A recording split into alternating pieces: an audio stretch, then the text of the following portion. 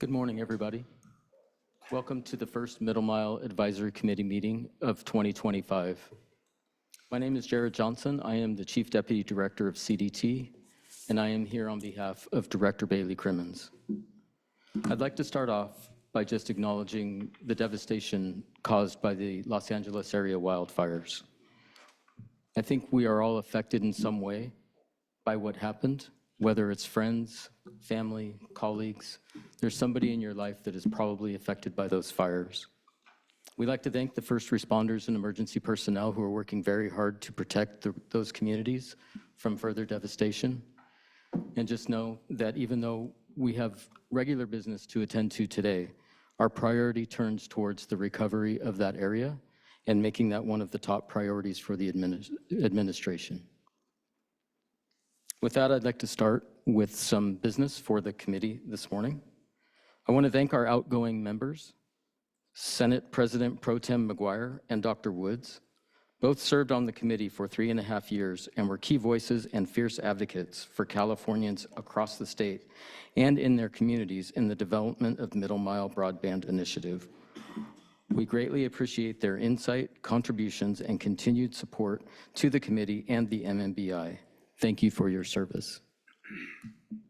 While we say goodbye to the outgoing committee members, I also want to take the opportunity to welcome our newest member, Senator Caballero, who is represented today by Mr. Bonnaroo. Senator Caballero represents the 14th District and has served as mayor of Salinas and assembly member for the 28th District. Senator Caballero has been a great supporter of the MMBI, and we are thrilled to have her join us to continue this good work. We'll now get started with roll call, hear brief comments from members, then hear project updates and public comment. Mrs. Alvarado, will you please call roll and review the meeting housekeeping items? Thank you. Housekeeping rules statement. Attendees, please note there is time allocated at the end of the meeting for public comment. Presenters, please cue Sam to advance your slides. Committee members, please use the raise your hand feature on Zoom to cue the chair to call on you to speak. Now committee member roll call. Chief Deputy Director Johnson. Present. President Reynolds. Here. Chief Deputy Director Peralt. Here. Director Tavares. Mike Keever for Director Tavares, who's responding to the LA fires. Secretary Tong. Luis Larios on behalf of Secretary Tong, who's responding to LA fires. Senator Gonzalez. Senator Caballero. Assemblymember Berner. Supervisor Alejo. Supervisor Starkey. I am here. Back to you, Chief Deputy Director Johnson.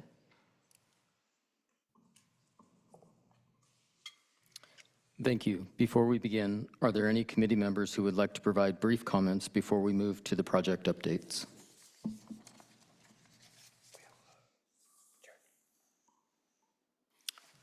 Ms. Reynolds. Yeah, thank you. I just wanted to make a brief comment to mark a milestone in the work that we're doing on Broadband for All. We've allocated over $1 billion in the federal funding last mile grant program, so reached that $1 billion mark in terms of awards. We've awarded grants to 52 counties and counting. We still have more to come. And these grants will help to serve unserved residents and businesses throughout California, focusing on disadvantaged communities and done in close coordination with the Middle Mile and the CDT. So I wanted to recognize that. I think it's, important to celebrate these milestones, and I know that this is a lot of work reflected in reaching this point. So thank you for giving me the opportunity to highlight that. Thank you. I'm not seeing any other hands or comments online, so we will begin with the executive report out from Mark Monroe. Good morning. Mark Monroe, Deputy Director for the Middle Mile Broadband Initiative. I want to welcome our new and returning MMAC members to the first quarterly MMAC meeting of 2025. I appreciate the opportunity to provide another update on this important project this morning. This morning we have another full agenda. We can jump to the next slide here. Most will remember the important partnerships that we have developed for this project, and this week, excuse me, we've signed a few additional government-to-government partnerships. CPUC and CDT have also formalized a handoff process for FFA grant recipients that will be providing an update on that. We'll also provide an update on the broader MMBI installation efforts and look towards efforts to operationalize the network. We will also provide some more detail on how the MMBI partnerships will benefit tribal communities. And Caltrans, GSN, and the CPUC will be providing updates on their important components in their roles in the project. CDT continues to be on track to light up parts of the network by early 2026 and to complete the network by the end of 2026. And that ends my executive report out. Thank you, Mr. Monroe. Do any committee members have questions about Mr. Monroe's update?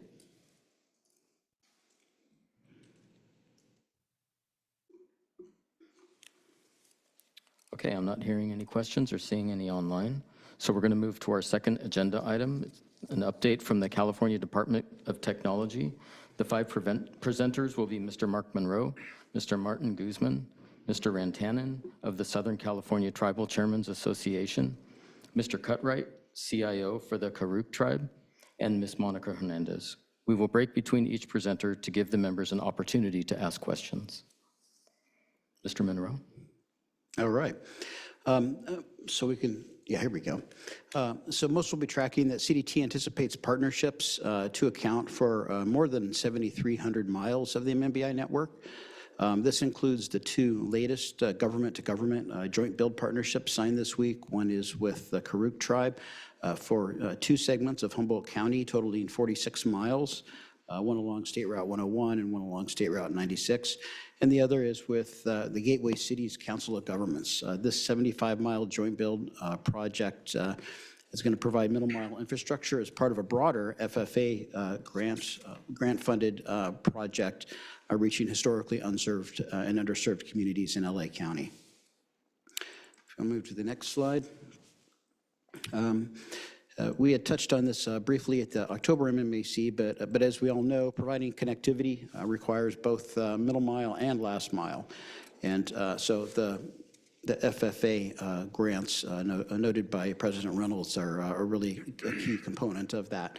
CDT has worked closely with CPUC as FFA grant awards are being made to ensure that MMBI reaches the FFA grant locations that plan to use MMBI. While FFA grant applicants have been working with CPUC directly up until award of the FFA grant, it's really important that CDT work directly with the awardee to make sure that the last mile project is developed in a way that will facilitate the easiest connection to the MMBI network for the grant recipients. So since last October, PUC and CDT have formalized and implemented a process for both entities to meet with each FFA grant recipient and to generate the necessary information and conversations about how best to connect to the MMBI network now that the project is moving forward. We can jump to the next slide. Real briefly here. Here you can see a snapshot of where the project stood as the end of December.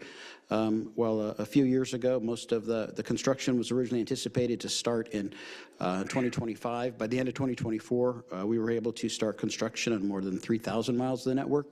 And this early work is expected to help CDT bring some segments online, as I mentioned earlier, as early 2026, well ahead of the December 2026 deadline. And that ends this section of my MMBI update for CDT. Thank you, Mr. Monroe. Do any committee members have any questions or comments?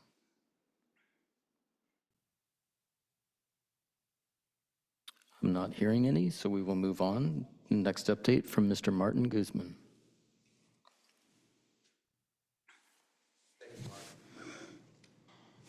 Thank you, Mark, and Deputy Director Johnson. Lots of exciting movement within the program, with the new partnerships, connecting with last-mile providers to accommodate desired access points, and continuing to kick off construction across the state. Next slide, please. Represented in yellow on the map, there are over 60 unique routes in many areas of the state totaling over 3,000 miles that are in various stages of construction. These miles represent all middle mile broadband initiative delivery methods, including lease, joint build, job order contracts, which are administered by Caltrans, and a procured span along US Route 395. If you happen to drive some of these routes, you may have noticed construction crews in action installing fiber optic assets into the ground via trenching or boring underground. Typically, the large orange reels of conduit may be a sign that it is a middle mile project. Depending on the installation stage, construction crews may be digging the trench, placing conduit, pulling conduit through bores, or blowing fiber through installed conduits. While you may have experienced slight traffic delays, it will be well worth the wait for the unserved and underserved communities when the network is operating. Next slide, please. This slide represents the installation progress some of our RFI Squared partners have made since the last Middle Mile Advisory Committee meeting in October of last year, along with the increase of the total RFI Squared partnership miles due to the addition of hub entries, engineering refinements, and new partnerships. As shown in the table, our partners have started installation on an additional 1,200 miles in various areas of the state where permits have been obtained, bringing our total to a little under 3,000 miles currently in the installation stage. These additional miles are attributed to the CVIN, Lumen, Digital 395, American Dark Fiber, and Arcadian Infracom partnerships. Next slide, please. This next slide highlights the government-to-government partnerships that have recently resulted in executed contracts or are nearing execution of a formal agreement throughout the state. As Mark highlighted earlier, we are excited to announce the newest partners to the program and recently executed a contract with Gateway Cities Council of Government totaling 75 miles, and also the Karuk Tribe totaling 46 miles, with both partners being FFA recipients. However, we are not finished, as we are in active negotiations with 5 tribal communities for joint build projects that would total 21 miles, or placement of hubs that will house our electronics required to operate the network. In addition, the program is nearing execution of formal agreements with Ventura County, City of LA Bureau of Street Lighting, and the City of Fort Bragg, and that would total over 63 miles of conduit, fiber, and vault installation once the agreements are signed. That concludes the RFI Squared partner updates. I would like to open it up to any members for questions.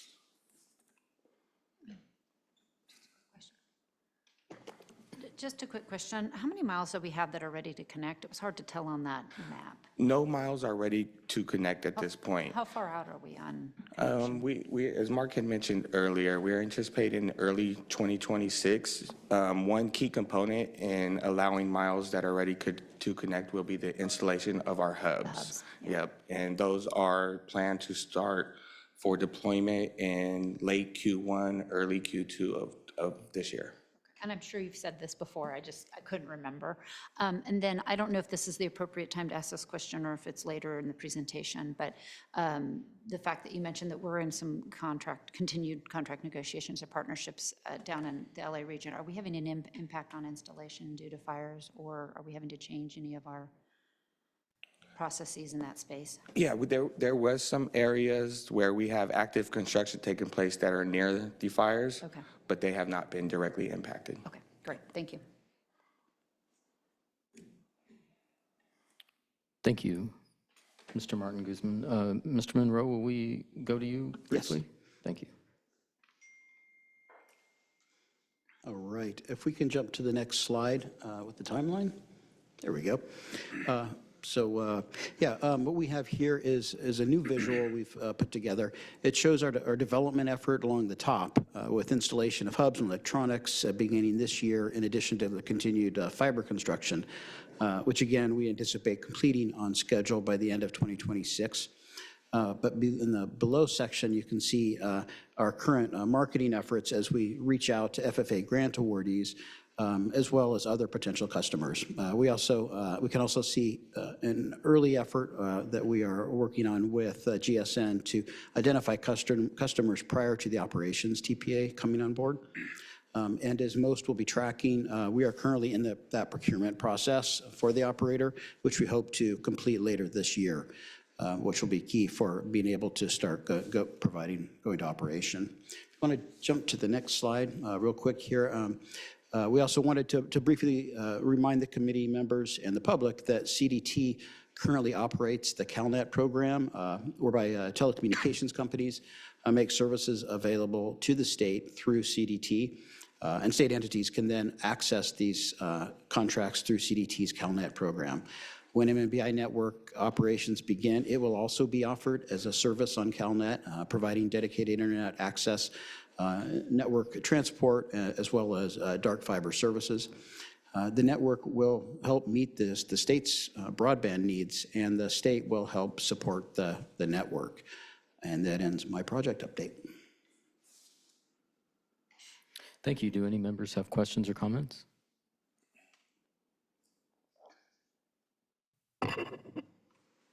Supervisor Starkey. Supervisor Starkey? Supervisor Starkey. You may unmute. Yeah. Am I good? Yes, we hear you. Okay. My question is, are we putting on target dates for the RF squared to begin construction to ensure that they have enough time to complete just construction by the end of 2026? Are we kind of front loading that a little bit to make sure that the people or the agencies that we're contracting with have a hard date where they have to begin their construction? Yes, that is correct. We work very closely with all of our joint build partners to ensure that we have very defined exact construction schedules that allow them to complete construction by the defined deadlines by December 2026. Absolutely. Okay, because that's one thing that I would like to, maybe this year we're still kind of early in, but by the beginning of 2026, I would really like to make sure that those agencies, those joint build partners, have a timeline for us to be able to review to make sure that the construction can be completed by the end of 2026. Yep. Thank you. Thank you.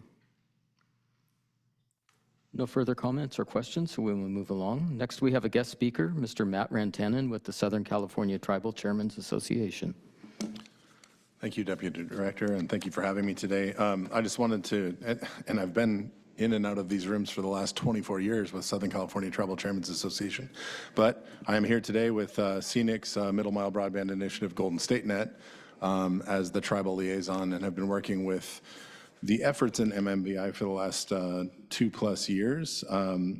Very excited to announce that the Middle Mile Broadband Initiative has created a lot of opportunities within tribal communities regarding construction and maintenance jobs with the fiber build that's coming through, opportunities to build last mile to their community members. There's technical assistance grants through the state that are supportive of the needs and the planning and the operations that need to take place to be able to manage their own communications. There's partnerships with telecom companies, several of them in the room. There's professional development as well as environmental cultural resource protection. MMBI and the Middle Mile Broadband Network itself enables tribes to take on and manage their own communications and their own opportunities on a regular basis. And it's very exciting to report that we have 5 tribes that are building over 100 miles of this network with the state of California, as well as 3 tribes hosting network infrastructure huts or hubs, as we call them, to support the network itself. And tribes are very eager to get access to this because it opens up a door of possibilities that they currently are cut off from.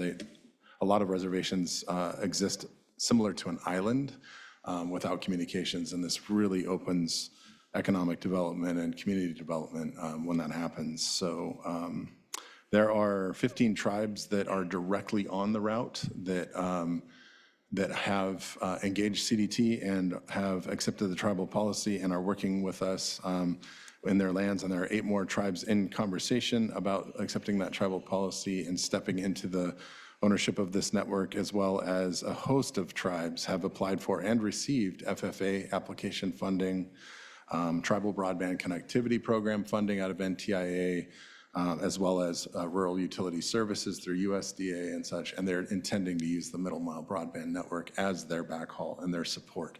So it's very, very influential and supportive of the tribal communities of the state of California. And then, you know, in closing, we have another guest speaker after me, which is going to be very interesting. But in closing, I just want to say that I think the first time I said it was at a scenic conference, which is our parent organization.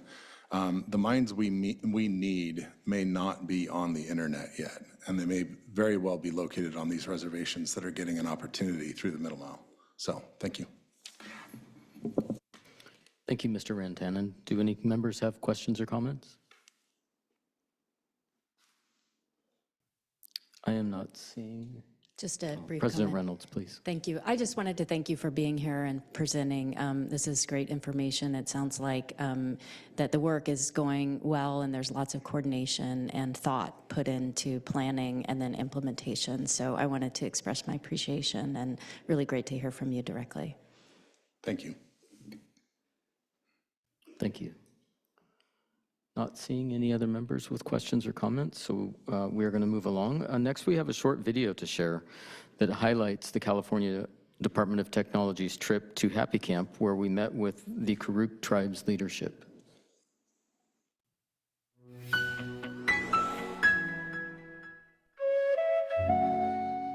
For thousands of years along the Klamath River, the Karuk tribe have lived, sustaining culture, ceremony, and community. Today, they're forging a new path to ensure future generations remain connected to each other and to the world. The Karuk tribe is partnering with the California Department of Technology on the Middle Mile Broadband Initiative, a program building over 8,000 miles of open access network to close the digital divide. Broadband is so vital, so important to these communities, the economic development, the healthcare needs, the education needs. This joint build project will span dozens of miles, linking remote stretches of Northern California. It's a crucial backbone that will enable service providers to extend high-speed internet to the Karuk, Hoopa Valley, and Yurok tribes, as well as other rural areas. So I have 10 children, and I have young ones. I have older ones that are in their late 20s. COVID came. Nobody had internet to teach our children. They were passing out these little routers to people or hotspots or whatever. People need to have a connection to outside, to talk to their family, to shop. You know, those are just little things, but those are really important things. When you don't have a car and you can't go anywhere. Before I became chairman of the Karuk tribe, I was a teacher and an educator.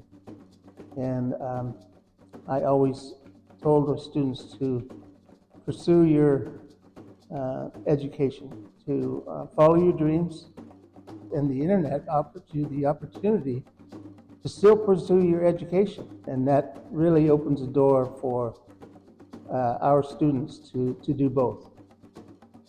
That's what kids are growing up in now, it's an adaptive culture that has to learn how to balance both sides of their world. The modern side with internet and education, how do we balance that with our cultural teachings and our ceremonies?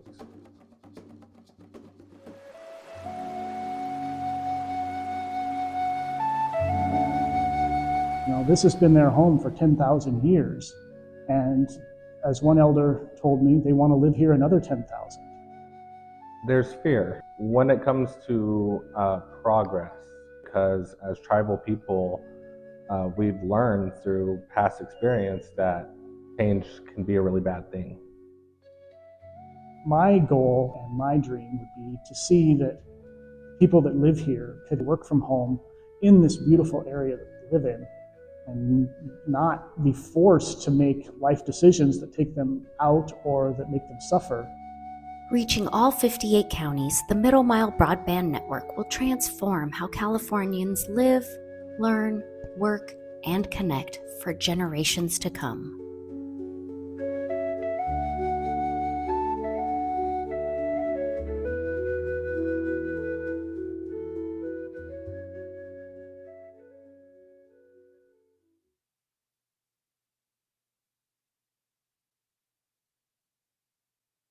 Thank you. So next, I have the pleasure of introducing Mr. Eric Cutright, the CIO of the Karuk Tribe, to give his comments on our partnership.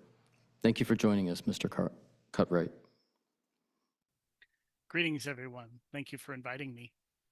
I'm excited about the partnership between the Middle Mile Broadband Network and the Karuk Tribe. The Karuk Tribe has been working to improve broadband for over a decade now in the Karuk Ancestral Territory, especially in Humboldt County.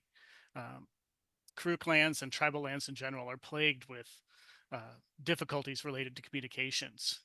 We still have communities that have no cell service. We have communities that don't even have power. And working towards these partnerships is really going to be a life changer for many of the people that live in the Karuk Ancestral Territory and in the neighboring communities that we're working to serve. I just want to briefly highlight some of the benefits that this is going to have for our populations. In the video, I mentioned healthcare and education, but another one that often gets overlooked is public safety. In fact, broadband can literally save lives.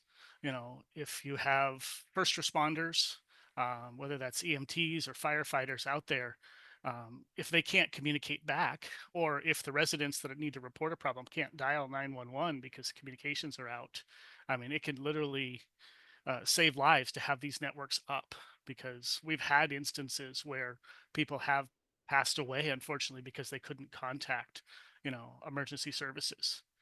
Another area that is often overlooked is isolationism.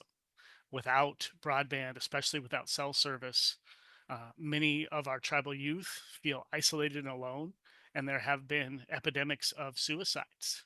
And we're really hoping to put that behind us as we get these tribal lands connected. Other benefits include things like workforce development, reduced travel expenses, improved government communications and recreation. I mean, broadband is generally considered fun by most who use it. And so we're really excited to be in this partnership and to work with CDT to build these middle mile fibers. The Karuk Tribe has been working on our own broadband project, which will partner well with the CDT, and we're ready to begin construction probably in April of this year on those 45 miles that are in the partnership. Does anyone have any questions?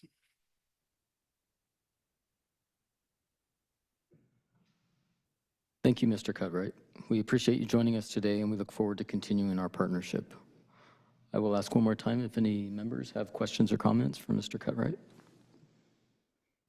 Chief Deputy Keever. Yeah, thank you. And I think it's a general question, but as I understand the presentation, it's with regard to the Middle Mile Network. The question has to do with, is there more information on the plans? Maybe it's implied on the connectivity to the tribal communities with the last mile. Mr. Monroe? Yes, no, that's absolutely right. And so, as we noted, we have to have those last mile partnerships. The partnership with the Karuk Tribe, I think one of the things they had noted is that they had received, I want to say, a federal NTIA grant, and you get a sum of money, you have to go build that out. The partnership with us is really with the CDT, with the MMBI, in sharing those construction costs has helped make that much more feasible. And so, so exactly when we look at a lot of the partnerships that MMBI is doing, or joint builds and such, those are important from the standpoint that we're sharing those construction costs, and it reduces our costs, but it also reduces our partners' costs for putting in their last mile infrastructure. Mr. Cutright, is there anything you'd like to add to that? Yes, for the partnership area, the 45 miles of middle mile fiber the Karuk Tribe's building, the Karuk Tribe intends to be the last mile provider for all the homes along those sections. The Karuk Tribe already operates an ISP in the community of Orleans, and that's the community that's going to be improved by our FFA grant. But for at least this small section, the Karuk Tribe is taking responsibility for both the middle mile and the last mile. Thank you. And President Reynolds has a comment. Yeah, thanks. And first, let me thank Mr. Cutright for speaking to us directly. It really means a lot to hear from you, and I appreciate your appearance before the committee. And then I just wanted to reiterate the partnership that the CPUC has with the Karuk Tribe in terms of developing last mile, doing planning. We've also facilitated funding, and so there is a lot of work going on with last mile projects in that area. And so just want to thank everyone for the work, and I know my staff really appreciates the engagement. Thank you. I think that is it for comments and questions. So we'll move on to our next update. Ms. Monica Hernandez will provide a MMBI stakeholder engagement update. Thank you, Mr. Johnson. Before I begin my formal presentation, I do have a souvenir from our visit to the Karuk Tribe. We spent one day at the People's Center Museum. Sorry, I wanted to make sure I got that right. And we received, it's a tea, a leaf that is used very commonly with the Karuk Tribe. It's very similar to what most of us would know as a bay leaf, or if you're a Latino person, you might know it as laurel. It's used for teas. It's used for burning in homes as incense. It has a lot of medicinal and healing powers. So I want to share that with all of you really quickly.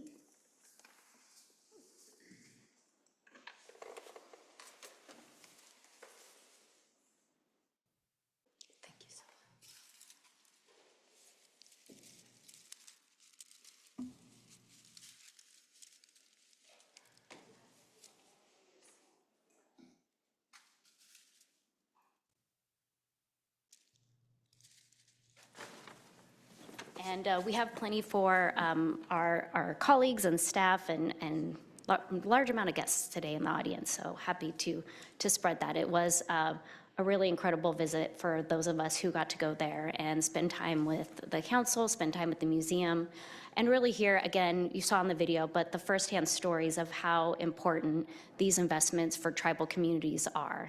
And we appreciate, again, the partnership with the PUC as well up there. It's really transformational. So may I have the slide deck up, please, as well? Since it's the start of a new year and we do have some new members for the Middle Mile Advisory Committee, I want to give a very brief background on what underpins our stakeholder engagement strategy. When I first started, many of my colleagues noted that we had significant public comment at the Middle Mile Advisory Committee, and that was pretty much the main entry point for folks. And as you know, under Bagley-Keene, folks on the dais are not allowed to comment back. So we had stakeholders who were coming to these meetings, asking questions, and frankly, feeling very frustrated. And so we wanted to create a venue where folks could engage and actually have conversations with us, ask questions, and we could also ensure that stakeholders had the accurate information. Sometimes things are misinterpreted or they're not put online right away. So we started a quarterly cadence of stakeholder engagement meetings, primarily targeted at advocacy groups, folks who were not in government, really people who were interested. This was not a place necessarily for our joint build partners to come and meet with us, but really folks who didn't have a place. The agendas for these meetings closely mirror what happens here at the MMAC. They just slightly follow. Again, on that quarterly cadence, we want to provide the latest information, construction builds, partnerships. And in these meetings, we actually heard a lot to help us increase our transparency. Thank you for putting the next slide up. Agendas, really, again, opening up a lens and creating a two-way venue for conversation, but not intended to reduce anybody coming and speaking directly with you and making comment at the Middle Mile Advisory Committees. So if I could have the next slide, please. This slide actually shows one of the ways that feedback was implemented that we heard.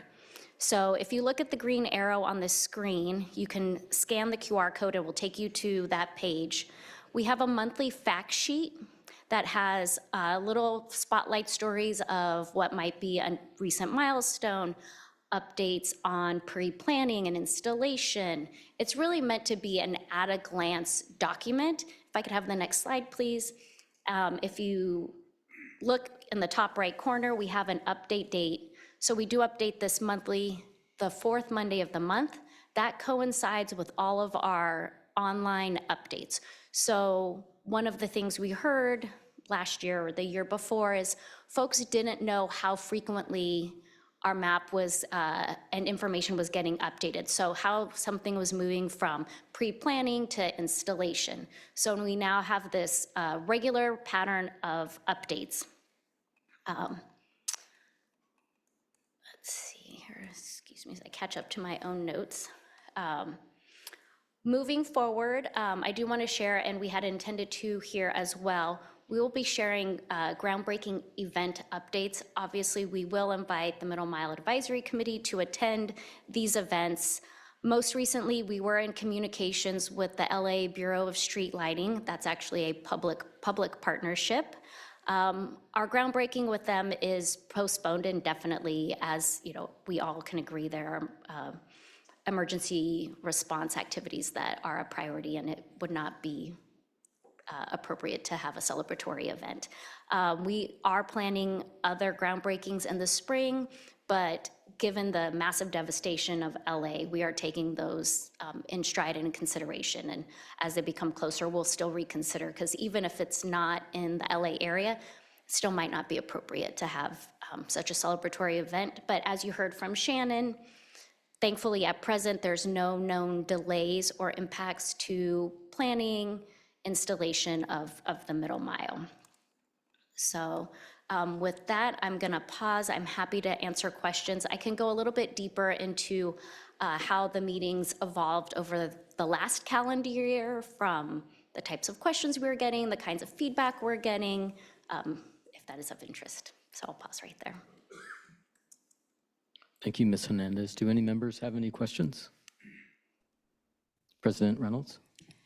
First, I'll recognize that what you're taking on is challenging. We live in a state of 40 million people, and we really do want to engage, but it's difficult given the size of our state and the diversity, and the undertaking a process to really hear from the public and be able to engage with them, not just listen, but also respond and have a more of a dialogue, I think is a really important part of this process. And so I appreciate you've taken on this difficult path. The endeavor is really difficult, and I appreciate that you're doing it. Thank you. I would like to hear a little bit about some of the things you're hearing. I don't want to take us off track, but just a maybe brief description, which I heard you offer. Sure. So I just wanted to say, Mr. Chair, I'm interested in hearing a little bit more, if that's okay with you. Yes, please, Ms. Hernandez.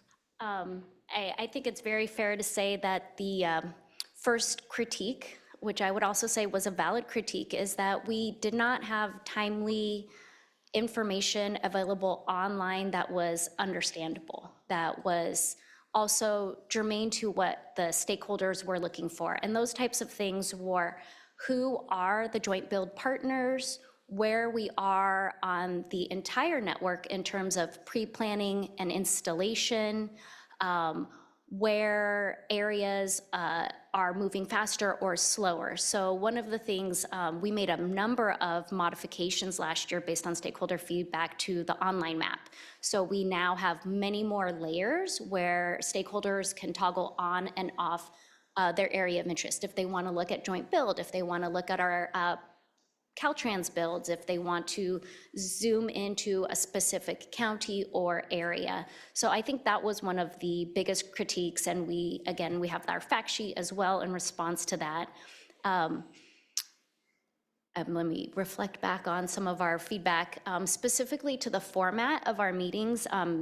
Very interesting. We've heard, as we've adapted those as well, previously we were holding the meeting and then doing mostly following up with our presentation, following up with any questions that needed to be answered that weren't fully answered, following up and scheduling meetings. Probably halfway through last year, we changed that, so as folks register, they can submit their questions ahead of time. And I think we've probably had at least 3 meetings that were like, oh, well, let's meet with this person, rather than making them wait, because it's not really a general question, it's specific to an area or to a project. So we've also then developed direct relationships with stakeholders in that way. After each of the presentations, we invite a Q&A. We open up the floor for questions. We also encourage live questions, and so oftentimes there'll be a presentation happening in the meeting, and we're actively answering questions during those presentations. We've also gotten feedback that the meetings are too long and not long enough. So often when you work in public affairs and engagement, that's kind of the place you want to be. It's like, okay, how do we still satisfy both sides? And listening to both and trying to solve for both is a challenge. So we stay on the line with our staff, and to the extent possible, we do the follow-up or meetings ahead of time, where it's not typical where somebody asks one question and it's just a simple yes or no. It's a dialogue and it's a conversation. So we want to have that in those venues, but sending again the questions in advance, I think has really helped improve our transparency and communication. It's typical when you're doing this type of work that if one person has a question, it's likely a lot more have the same question. So we want to do that as elevate those issues, concerns, comments to a broader audience when possible. Our attendance numbers have, from early 2024, have gone down. They've changed, and our feedback, we do an evaluation after each session, again, so we can adapt and ask for specific feedback. If somebody's like, I didn't hear this, or I want to hear more, we can again follow up directly as needed, and then fold those comments into meetings moving forward. And we plan to do that again. I will say that the response to our evaluations have gone down significantly, where I think our first meeting, probably we had 95% of the attendees complete the evaluation. At our last meeting of 2024, I think we only had 4 people complete that. To me, that indicates either they don't feel they need to give evaluations, but they're still coming to our meetings. And for me, the attendance is more important than the feedback, because I think if somebody is frustrated or has something, they now have contacts as well. They have individuals at the Department of Technology that they can connect to ask. Thank you. You're welcome. Thank you. Okay, any other comments or questions? Assemblymember Berner. Assemblymember Berner. Thank you so much, and really appreciate the presentation this morning. Sorry I was a little late, we had session. I did want to, do you want to move that because it's annoying me? I wanted to ask, when I looked at your maps and the orange segments that you're communicating to people, and maybe this is a better question for Caltrans, what are the differences that we call pre-construction and permitting? Because it gives the impression that all those things are on track, but we know all the pre-construction work was supposed to have been done by December 2024. So I don't know if you can comment on that, if somebody can comment on that, or maybe I leave it for the Caltrans presentation. Test. Oh, so that will be part of the update of the Caltrans portion, which I believe is next. Okay. Thanks. Thank you, Member Berner. We'll proceed. And first, I would like to, if we can have slides back up. We just want to give a thank you to Mr. Jeff Wiley. He has retired, and we would just like to say thank you to him for his contributions to the MMBI project over the past year. We wish him well on his retirement. With that, we're going to move on to our Caltrans update, and I would like to now introduce and welcome Caltrans' new Assistant Deputy Director, Elias Karam, who will be giving Caltrans update today. Thank you. Good morning, Chief Deputy Director Jared Johnson, committee members, and others from the public. My name is Elias Karam, the new Assistant Deputy Director for the Middle Mile Broadband Initiative, MMBI at Caltrans. I am pleased to provide you with an update on Caltrans' critical contributions to this transformative initiative. Next slide, please. Today, I will share our recent progress, highlight ongoing efforts, and outline the path forward as we work to deliver this groundbreaking project. The picture on the right shows equipment that is used for trenching in pavement areas on active construction projects throughout California. There are three main components to Caltrans' role in delivering the Middle Mile Broadband Network. Plan and construct 779 miles of infrastructure on state highway right-of-way, design and install 108 signal boosting network hubs, and provide oversight and issue permits for CDT partners to construct in Caltrans right-of-way. Next slide, please. Caltrans has made significant progress in the design and environmental phase of the Caltrans build. As of this month, Caltrans is 94% complete with the tasks associated with the design and environmental phase, and we expect to begin construction on more miles soon. Next slide, please. This chart reflects that some miles that were anticipated to have the design and environmental work complete at the end of 2024 will now be completed this quarter. While the design is complete for all segments, additional coordination has been needed with our external partners for approvals and permits. We are on track for meeting the December 2026 construction deadline for completion of the Caltrans build miles. Next slide, please. Following the design and environmental phase is the construction phase. This slide features the miles of infrastructure within the Caltrans build that have already transitioned into the construction phase. Currently, 91 miles are actively under construction, and we anticipate that all Caltrans build miles will be ready for construction by March 31st of 2025. Next slide, please. This project in Tahoe, with its complex geography and location in an environmentally sensitive area, epitomizes the challenges faced in constructing the Caltrans build. Next slide, please. Caltrans is designing a portion of the network hubs that are critical to the Middle Mile Broadband Network. This slide highlights the overall progress on the hubs. Currently, the hubs are in the design and environmental phase, with approximately 75% of the project task complete. This reflects the steady progress being made since the October MMAC meeting, when 54% of the hub pre-construction tasks were complete. Next slide, please. With the 108 hubs Caltrans is designing and constructing, we anticipate that all of the design and environmental work will be complete by September of 2025. And over the next 3 months, we expect 20 hubs to begin construction.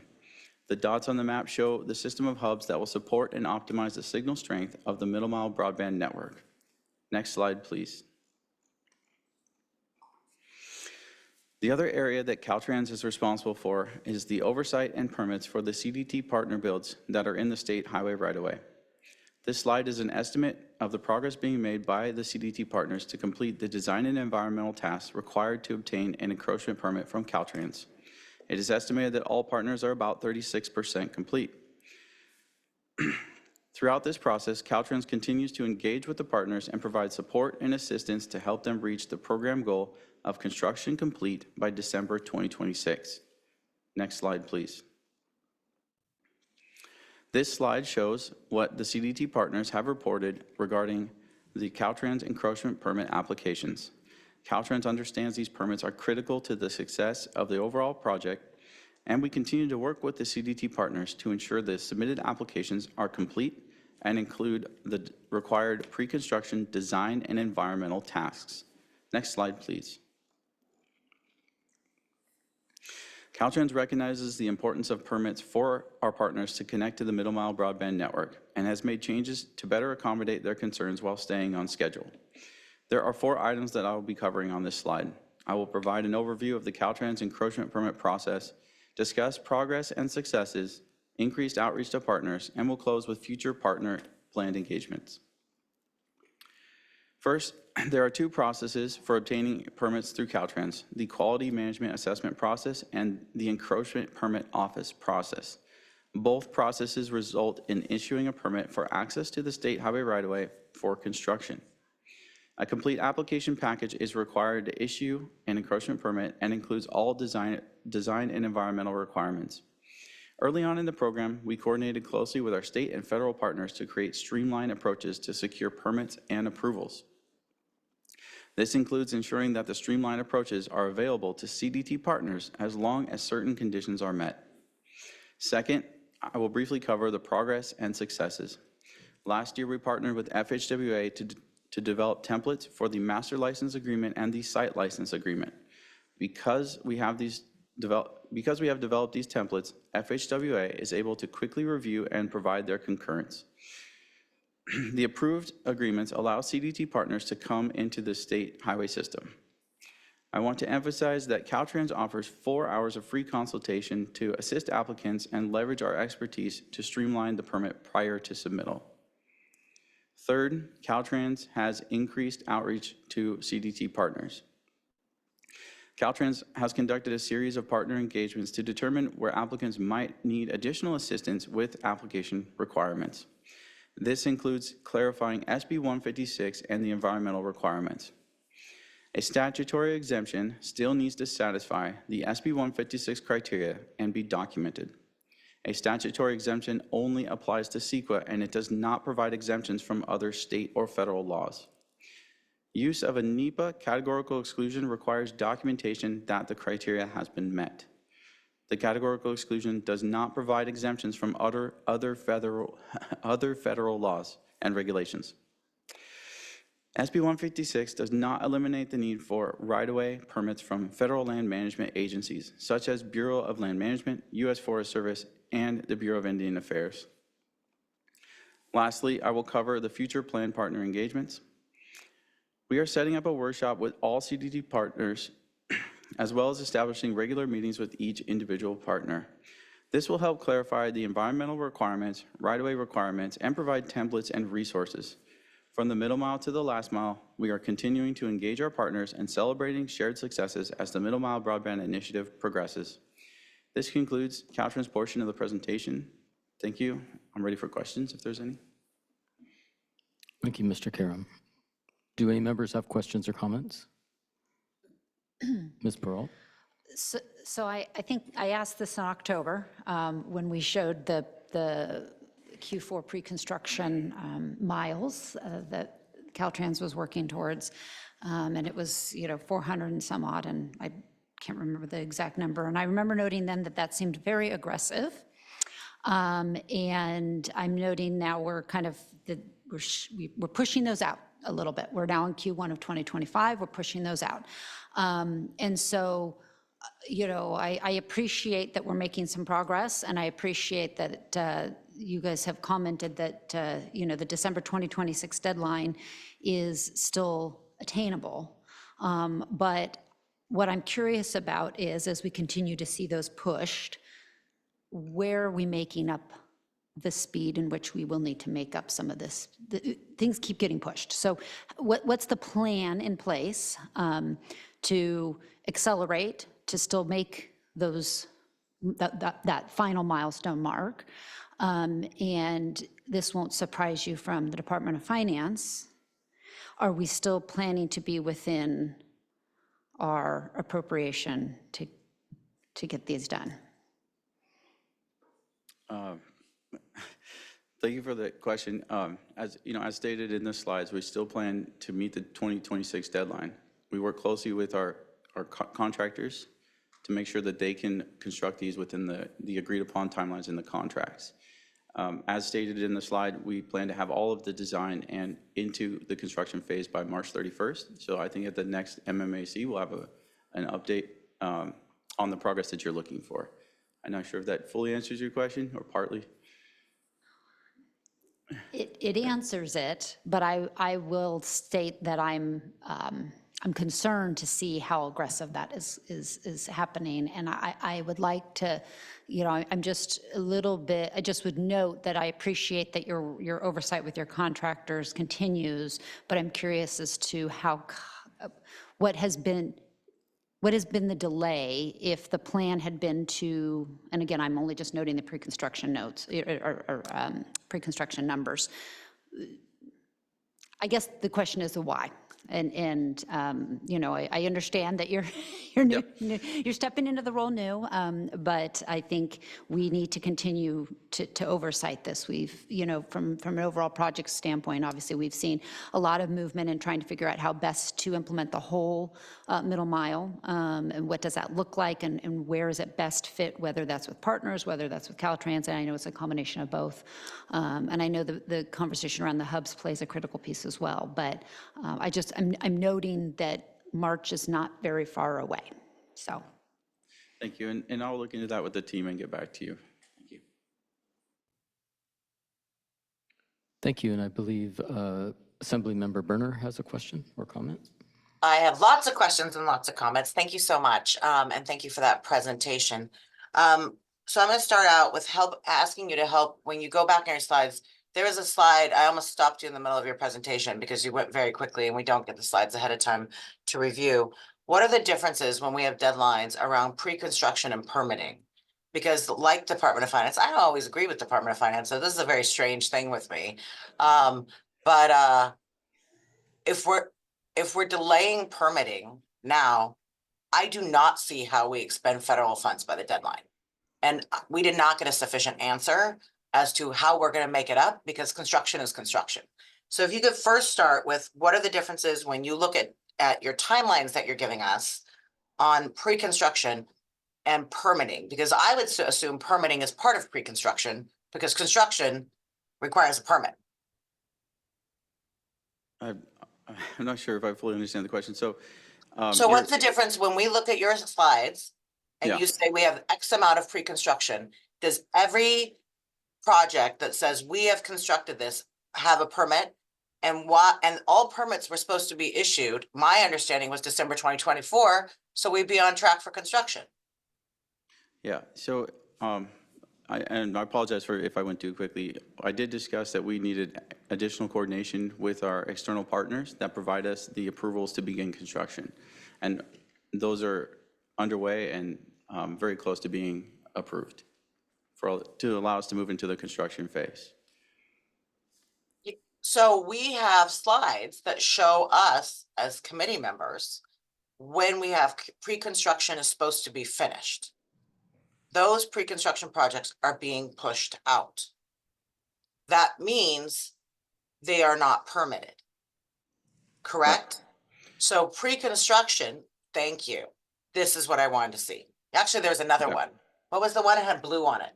I'm a visual person. It was blue and it was percentage of tasks, and the 36 was there. Not that one, that one. So when we look at this, does this mean 36% of projects have all their permits to go forward? Or is this project tasks within the different permits are 36% complete? So I think it's closer to the second one. So there's a lot of permits that are needed from different external agencies, whether they're state or they're federal, to issue the encroachment permit from Caltrans. Once Caltrans receives the completed encroachment permit package from all the entities, Caltrans issues the permit within 2 to 3 business days. So Caltrans works closely with all of the CDT partners to make sure that their application packages are complete and ready for construction. Okay, so when we saw the last Middle Mile Advisory Committee, we saw that the deadline for all pre-construction for all projects was December 2024. That means all permits from Caltrans were supposed to be issued by December 2024. How many permits from Caltrans have been issued? What percentage have been issued from Caltrans to meet that December 2024 deadline? So the Caltrans permits depend on all of the Just give me the number, please. I will look into that with the team and work with CDT to provide that answer. I don't have the specific data right now. Okay. Thank you. And does Caltrans management agree that SB 156 projects are categorically exempt from CEQA? That was the intent of the legislation. It is when certain criteria is met per SB 156. And what criteria would those be for the audience? I don't have that memorized in front of me. I Okay, if can you look could into get that to providing my those office, details that to would you. be helpful. Thank you. And then what do you believe is causing the confusion at the district level? Because we were expecting to see all projects done by December 2024. You don't have the number of permits issued to date. And that's gonna mean we're gonna send back federal money and we're not gonna build part of the middle mile. So I think you can understand that we're all pretty much, I see nodding on the Zoom. I can't see the members in person. But you can see we're all very concerned, as Department of Finance pointed out. If we're delaying the pre-construction, we're risking construction timelines. So Right. how are we gonna make it up if we're pushing this back? And it seems like there's non-clarity around interagency coordination with these Caltrans permits. Like, it's my understanding was SB 156 said, you apply for a middle mile, you're a CDT partner, you get streamlining, not just 4 hours of consulting, but you get streamlining under CEQA, and we had a deadline in 2024 that wasn't met. Yeah. So what do you think is causing the confusion for applicants? What is it that you're hearing at the district level, sir? So I'll say that some parties are further ahead than others. As noted previously, we are signing new agreements with different partners every day. And so we're working with each of those applicants to address their specific challenges and help them get to completed application packages to get into construction. So we're doing consultation with each of the partners as well as statewide information sessions. And that should help understand what the challenges are and how we can help them get to completed packages. But ultimately, a lot of those deliverables depend on getting approvals from external entities that are not Caltrans. We'll work with them to make sure that their studies and environmental and designs meet those expectations of those external entities. Are those permits? I'm not talking about the permits from other entities. I'm talking about Caltrans permits. Right. The Caltrans permit completely depends on receiving permits from the Bureau of Land Management, Bureau of Indian Affairs, state and federal agencies like Forest Service. Okay. And if those if those parts of the application are not complete, we will work with them to address any deficiencies and get the application complete.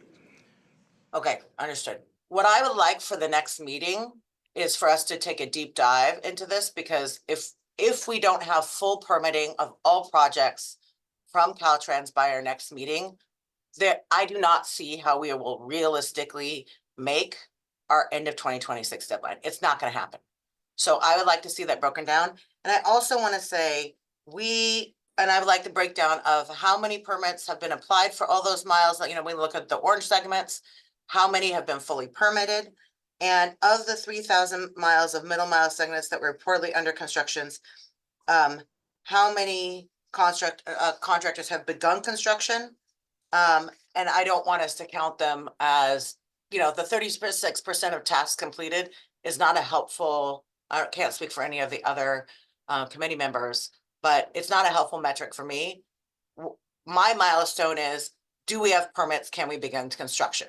Because that's what we're now, every month we push it out, we're risking money. And I don't intend to give any money back to the federal government. And so, given the gravity of the situation, the risk involved in our goals are not met, I will wait 1 week, and then I will be requesting that the Inspector General of the Department of Transportation immediately evaluate whether Caltrans management is accomplishing the department priorities regarding permitting and construction of SB 156 projects. And this report, which should be on my desk within 45 days from next Friday, the public needs to know that these permits are being issued consistent with the law and direction in SB 156 and the governor's executive order. So I'm not giving any money in this situation that we have currently in this country back to the federal government. And we need to get on this. Happy to work with you, happy to do this, but you know, in a week, I will be asking that of the Inspector General. Thank you for those comments. Yep. Thank you, Member Berner. Do any other members have questions or comments?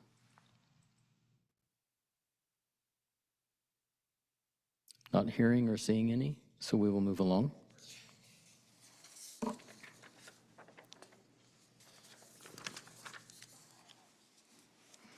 Our next update today will be from Golden State Net, the third-party administrator, Mr. Eric Huntsinger. Thank you, Chief Deputy Director Johnson and committee members. Good morning. Next slide, please. I'll give a brief update on what we're doing to advance the turn-up of the network, and then some information on collaborating with FFA awardees. There are three things that are really needed to make a network run. Well, four things. The first thing you need fiber, and you need the infrastructure to support that, the hubs. The second thing you need is to light that with the electronics, and then the third thing would be to tie it together with the larger telecom world. That's where you get your internet access. The fourth thing that you need are customers.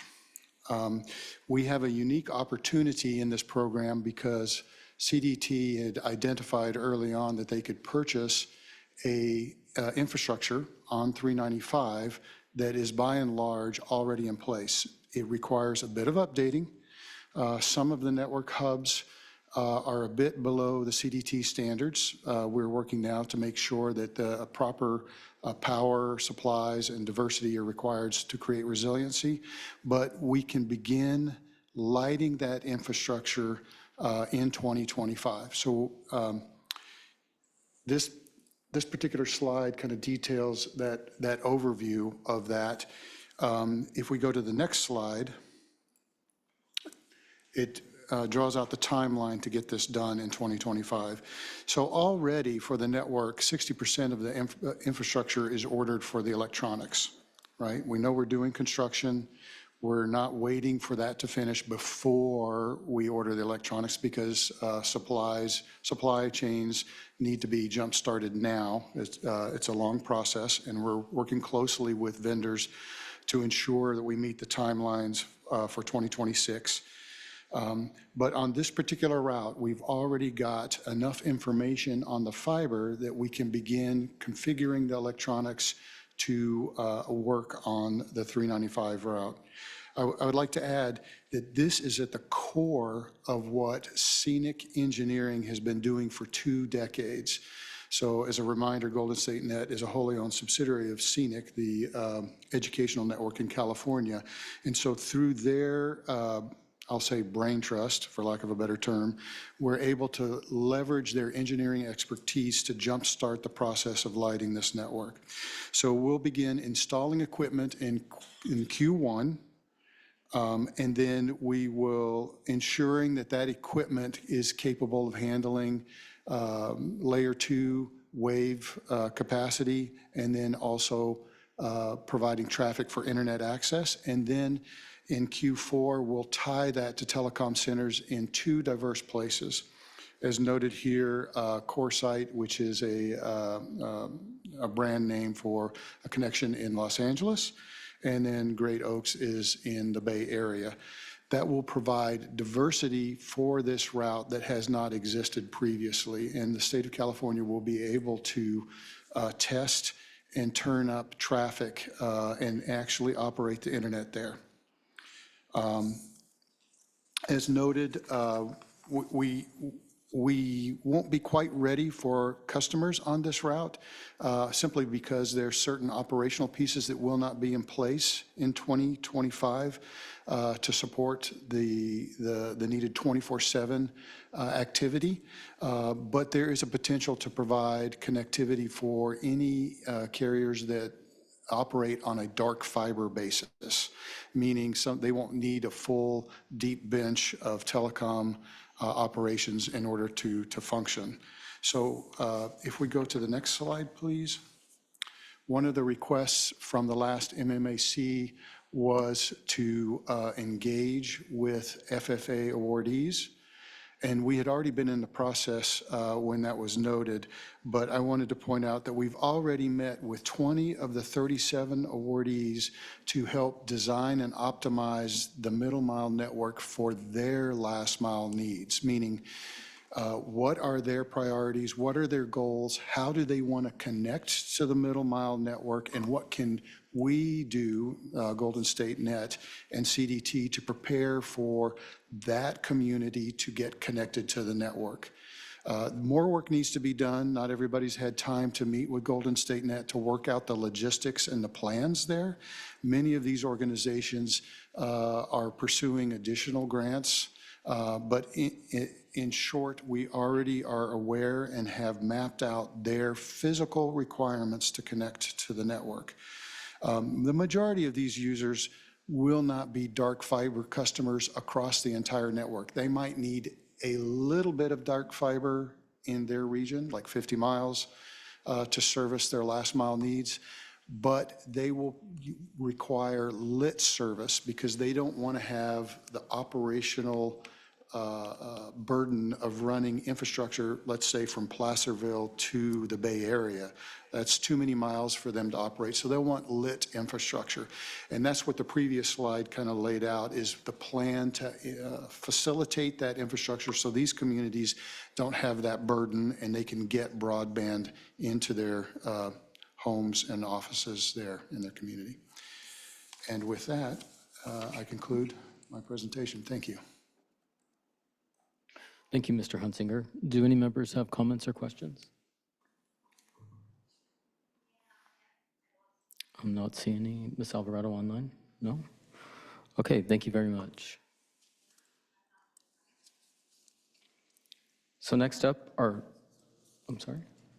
Assemblymember Berner. Assemblymember Berner. Sorry, I wasn't quick enough to raise my hand. And I'm not sure if this was the correct place to ask the question, so maybe somebody else can answer. Do we have any segments of the planned middle mile, whether that was lease, joint build, self-build, that were planned to go through the area devastated by the LA fires? Yes, sure, I can jump in on this. Our team has looked through that. The only segments that are that we identified, there's a 12-mile section along 405 that is in the east side of the Paradise Fire, and so that's the only overlap of the MMBI network that we found for relative to the LA fires at this point, and we're reaching out to find out what the effect might be on our construction contractor there. Thank you. When you find that out, could you maybe share that with all of us? Oh, I'm sorry. I think everyone knows. Yeah, I'm sorry. I said Paradise and I meant Palisades. I'm sorry. It's okay. Sometimes people, it's fine. If you could let everybody know what that impact might be, that would be helpful. Thank you. Thank you, Member Berner. I'm not seeing any additional questions or comments, so we are going to move along. Our final update before we hear public comment is from Maria Ellis of the Public Utilities Commission. Ms. Ellis? Hi, thank you. Can everyone hear me all right? Okay. So next slide, please. I want to start out by just giving an overview of where we're at with some of our SB 156 programs and related efforts. Here, this slide should be very familiar. The table provides a snapshot of the broadband-related programs that the CPUC implements. These are last-mile programs meant to help support connectivity to the end user and support other efforts such as adoption and technical assistance. I'm actually going to start off here, and I'm going to try to hit some of these in a further slide, but just as a quick primer, the Loan Loss Reserve Program, this aims to enable tribes and local governments and nonprofits to finance broadband deployment. If they need to borrow money to do those efforts, this will help them in that financing. The federal funding account aims to deploy last mile wireline technology infrastructure to every county across the state. This funding, the funding is split across multiple budget cycles. And so while the $2 billion is the total for this grant account, that is not what is currently appropriated.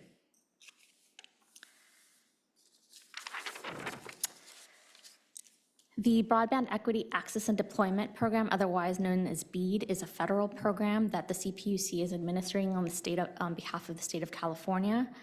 The National Telecommunications and Information Administration is a close partner, and this program is really unique in terms of some of the goals, which I can touch on later.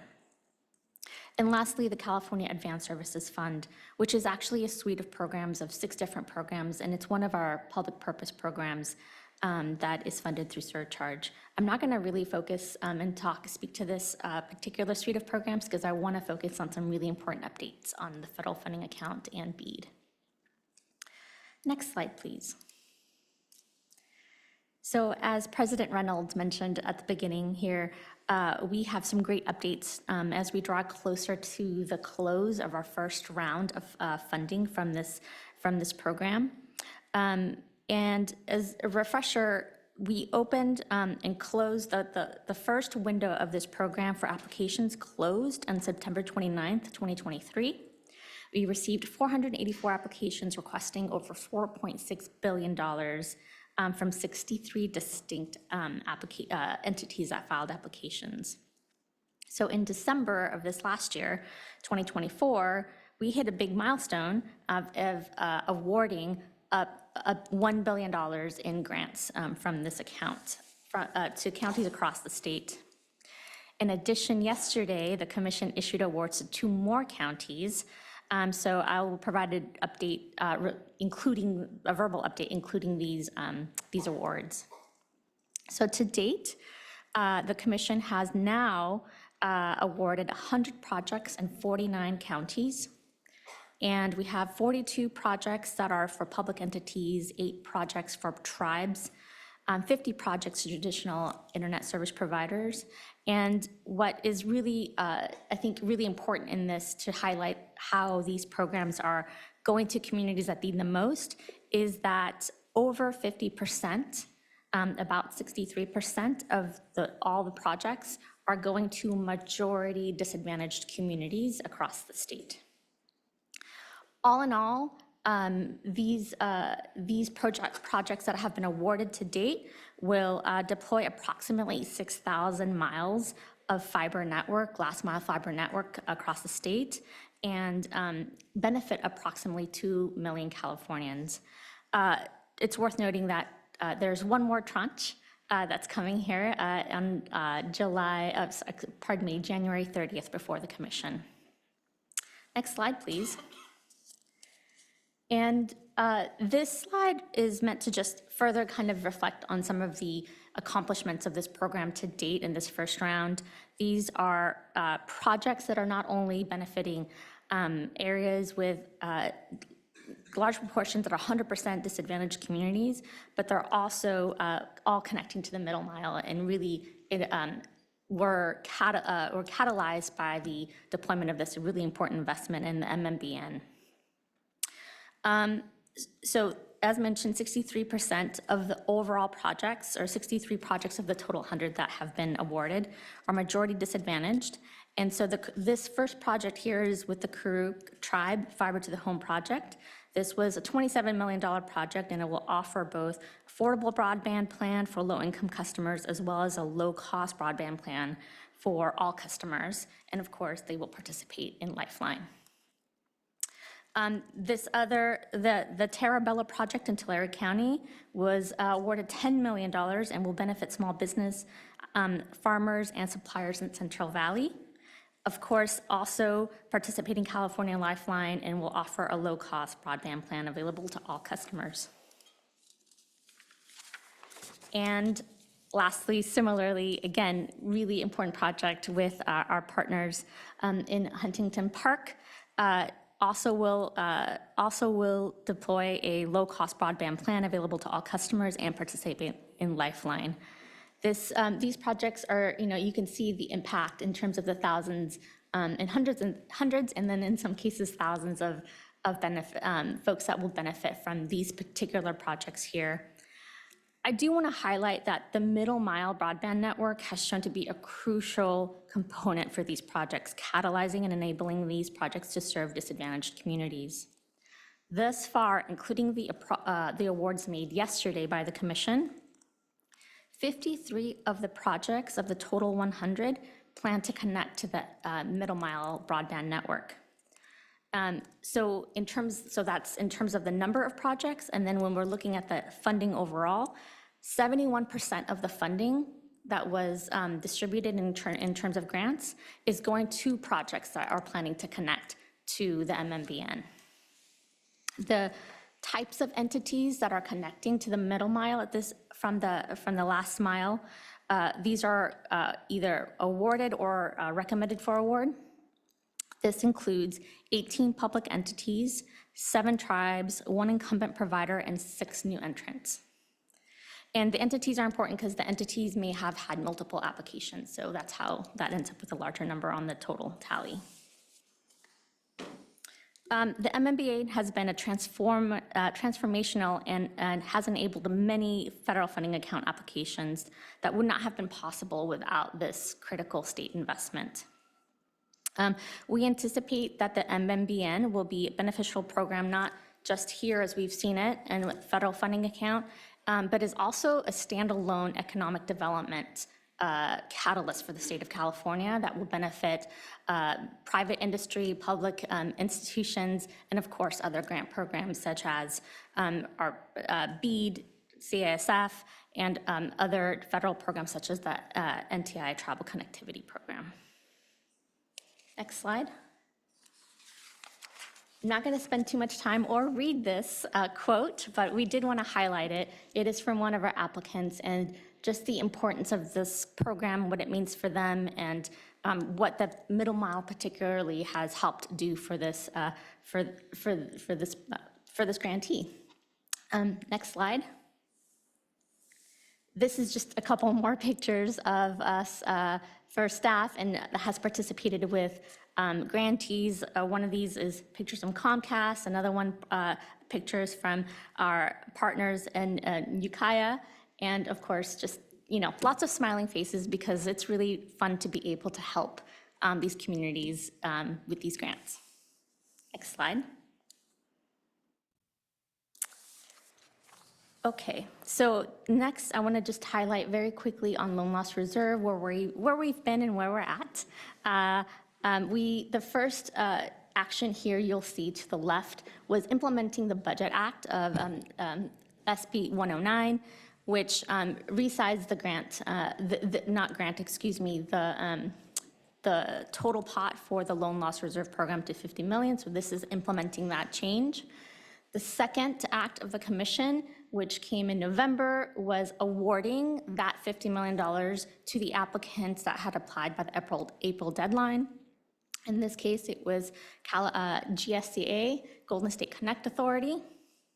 And we're targeting here in this, in early 2025 to do the final, which is for the Golden State Connect Authority to identify which project is going to be attaching to its bond, and that will help solidify what will be coming in the next action. Next. Lastly, just want to touch on the BEAD program. These are some of the actions that we've taken throughout and some of the upcoming actions. I'm not going to spend too much time here, but just more for the audience to be aware, since these will get posted, of where we've been and where we're going. I'm going to move us on to the next slide. So before diving into the details here, it's worth noting that the state must deliver a final proposal to the National Telecommunications and Information Administration by October 2nd of this year. We received approval for our initial proposal on October 3rd last year, and that starts the clock of 365 days to complete our subgrantee selection process and submit our proposal. So this timeline really is just kind of a very high level look at where we're going and what's coming this year. This program is highly prescriptive, and the main goal is to reach 100% of BEAD eligible locations, which is really unique from the rest of our programs. And then we have to do that with a mix of either what is called a priority broadband project, which is 100% end-to-end fiber project, We can also use other reliable, what is called reliable broadband projects, such as, for example, cable DSL terrestrial licensed fixed wireless, or what is referred to as alternative technology, which could include low Earth orbit satellite. I'm going to draw your attention to the challenge process. We submitted our challenge process results to NTIA. We followed the model challenge process and submitted that to NTIA in November, late November. And we are waiting. We have gone through some curing on our data, but we anticipate a really close. We're drawing closer to being able to have that data verified, and that is important because NTIA must validate the results of our challenge process in order for us to have a final eligibility map for the state that we can begin, and that will be the basis for the solicitation. So we believe that we're really, really close and should have some news hopefully this month. And what that will mean after that is that we will need to do some conversion on some of the data based on some NTIA guidance, but we hope to have a map up within, even if it's in a provisional nature, within the next few weeks. Next is the subgrantee selection process. Excuse me, go back one more time. Didn't mean to say next slide, but yeah. And next is the subgrantee selection.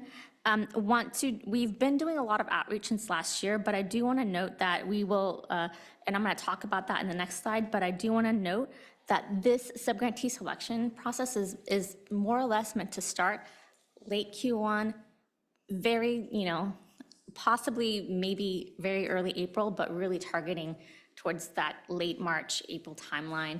For now, we will be providing lots of information to the public so that they're very aware and prepared about how to engage on this. And then that subgrantee selection process will include the pre-qualification, application submission, reviews, negotiations, and of course, the development of the final proposal. Next slide, and this is the last one. Want to share that, again, like we've been doing engagement largely in partnership with CDT starting in 2023, but now really honing in specifically on some targeted audiences and doing CPUC specific engagement. We started a series, a 10-part series in early December to help would-be applicants get ready for this program. And we're using these, all of the webinars have unique topics that relate to subgrantee selection in order to help folks get ready. All of those are recorded and then put on our website. In addition, I will note that we are now doing office hours twice a week that are open to anyone who wants to come. And we just talk about the program. Folks are able to ask questions. Those are happening all the time between 1 and 2 on Tuesdays and Thursdays. And then, of course, here are some of the webinars. This is the unique webinar series that we're doing for subgrantee selection. We've done others for challenge process and other related topics, but this is just this webinar topic.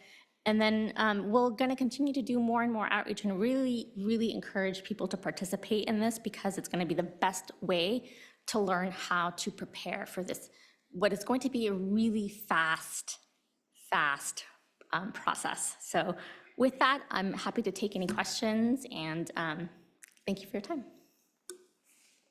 Thank you. Do any members have questions or comments about Ms. Ellis's update?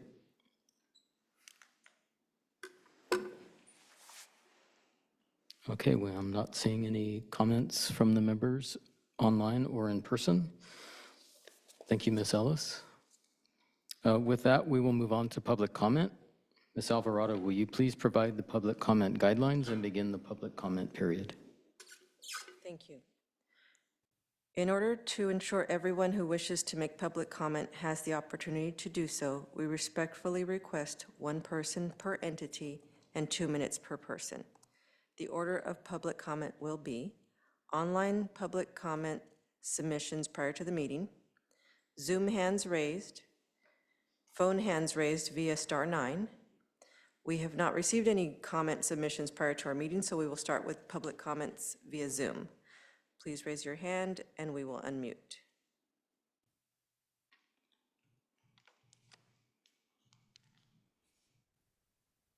Patrick Messick. Hello, this is Patrick Messick, Director of Oakland Undivided.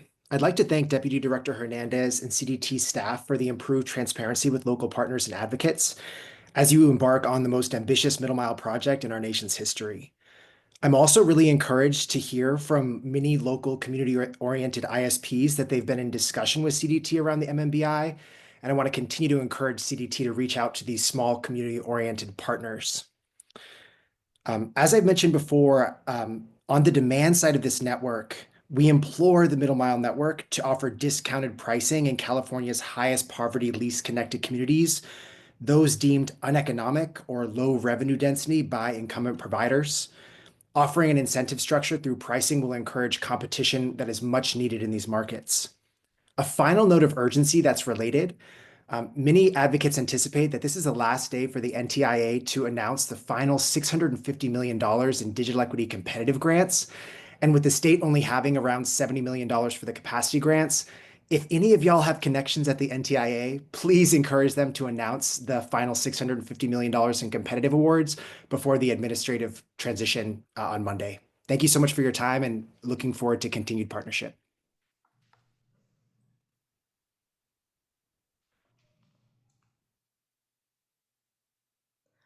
I see no other comments.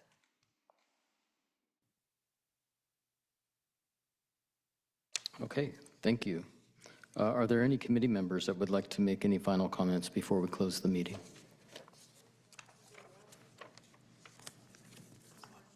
Oh, I'm sorry, we have public comment in the room.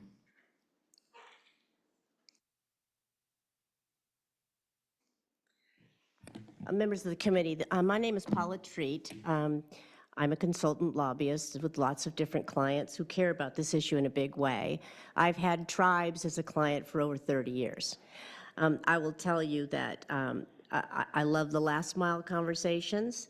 I love the fact that there are going to be agreements with other tribes too. Not all tribes are going to do joint management agreements. I mean, they've already been working on broadband for quite a while at their own expense.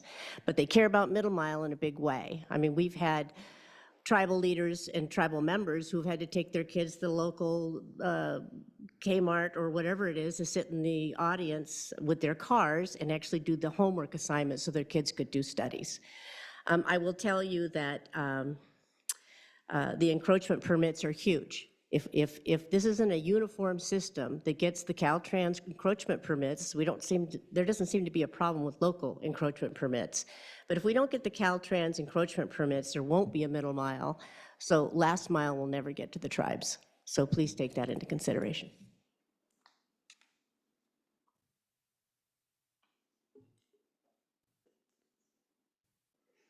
Thank you. Are there any other public comments in the audience?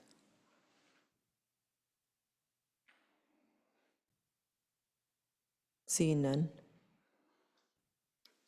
Thank you. Then I will ask the members once again if there are any comments or questions before we conclude the meeting. Not seeing any or hearing any. So again, I would like to thank you all for the committee members, the presenters, and attendees for your contributions today. It's a really challenging time for us. As I mentioned in our opening comments, our thoughts are with the LA communities, the residents affected by the fires, the first responders protecting those communities, and all of those involved in the response efforts. As we continue the state's important business, we look to that priority for the state of California. Our next meeting will be Friday, April 18th from 10 a.m. to 12 p.m. With that, we will adjourn today's meeting, and we look forward to seeing everybody in April.